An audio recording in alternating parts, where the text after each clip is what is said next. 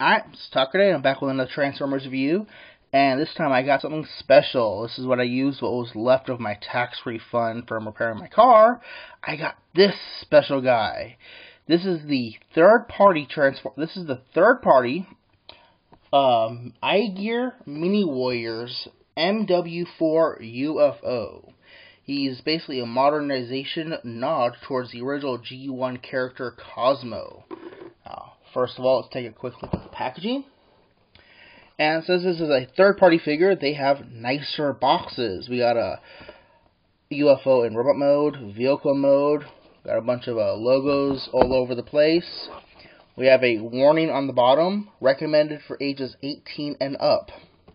It's because these guys are expensive. We got a part of their iGear logo, Mini Warriors, till all are fun. That's a play on phrases from when Optimus Prime used to say all the time, till all are one. We got a nice wire image of UFO robot mode, vehicle mode, and its weapon. And there's the bio. Pause if you want to read it. So, yeah. This is a very cool figure. Let's bring him back in here. And real quick, where'd it go? Here it is. I want to take a look as, they come with little trading cards. Got a nice picture of UFO on the front. Got wire picture of him on the back, his tech specs. And the cool thing about these trading cards is they are made of darn near credit card stock. These aren't cardboard or paper trading cards. These are hard plastic trading cards, which is really nice.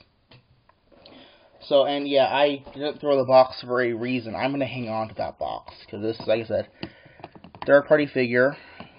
And part of it, he comes with this nice little display stand. Let me take the display stick out, and I'll take a quick look at the stand itself. It's a hexagon shape, got some nice molded and tech detail.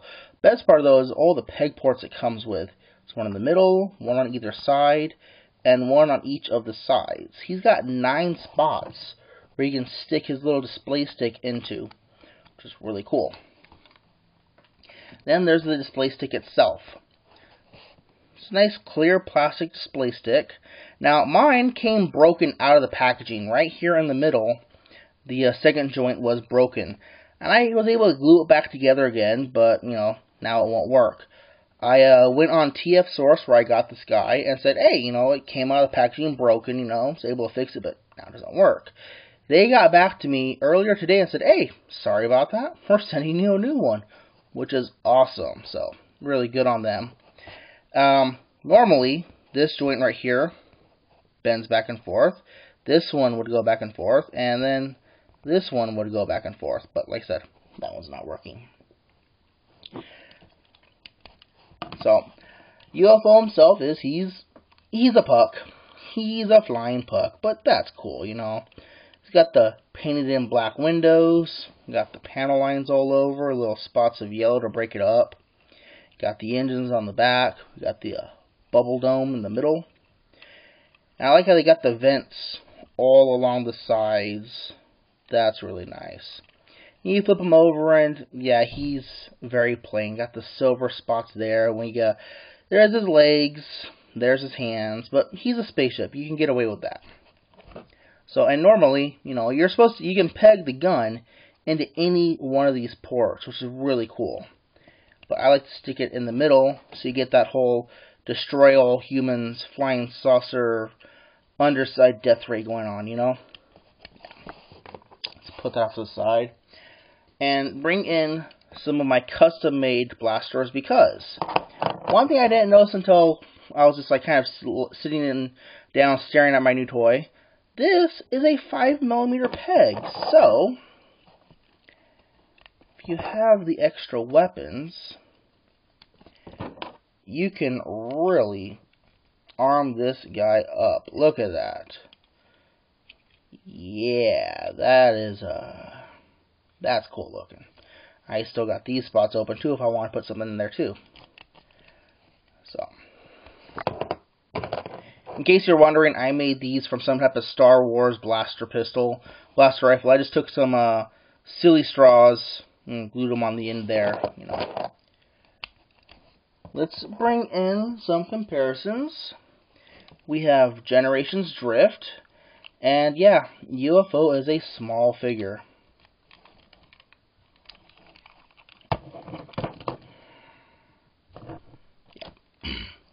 And the more modern day, we have Fall of Cybertron Shockwave, and again, UFO is small. Let's go ahead and get into transformation. You're going to come up here and you're going to want to unpeg this side first. If it'll unpeg. There we go. Unpeg this side first because it's got the little tab in there which tabs into the slot right there. If you untab this side first, you might possibly break off that tab. So you don't want to do that. There. Bring those down. Make sure the yellow sides are facing each other. And turn at the waist. Then, you're going to flip out his feet. Flip out his heel spurs. There we go. And now you have his legs. Then come back here and just break this whole section apart. Like that. Bring up his arms and just straighten everything out. Bring out his hands. There we go. Then, you're going to reach back here and grab this little fin and just wiggle the head up. Wiggle, wiggle. There, come on. There we go. And there we have IW04 UFO in robot mode. And he's a simple looking, kind of goofy looking robot, but so was the original Cosmo. Stick his blaster gun right there. So, you know, you got the nice dome helmet. I like the way that head sculpt is. That is very Cosmo from the original G1 series. Got some silver paint on the chest. You know, kind of like there's an extra cockpit in his chest now, which I like that. Minimalistic backpack. There is no cable on this guy. Everything vehicle goes into making the robot, which I like. Articulation, you guys' head's on a swivel, but it's kind of hard to get in there and get a hold of it, but you can turn the head back and forth. You got this joint right here, but that really is more for transformation. You got ball jointed shoulders, you got a ball jointed elbow, you got a little wrist swivel, you got a waist articulation, you got ball jointed hips.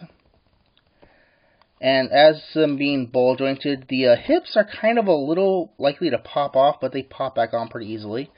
You got ball jointed knees, and you got some ankle articulation, which is cool. Which is really cool.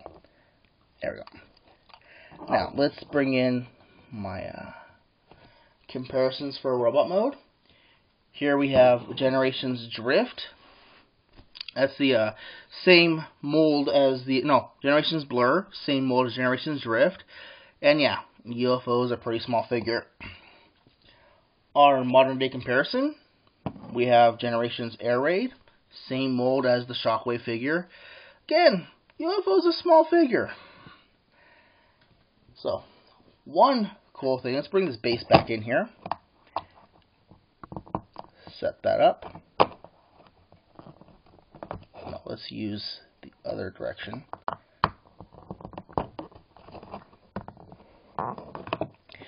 Because what you can do is, using the peg in his bottom, let me give him in a cool little flying pose, is not only does this stand work well as a spaceship stand,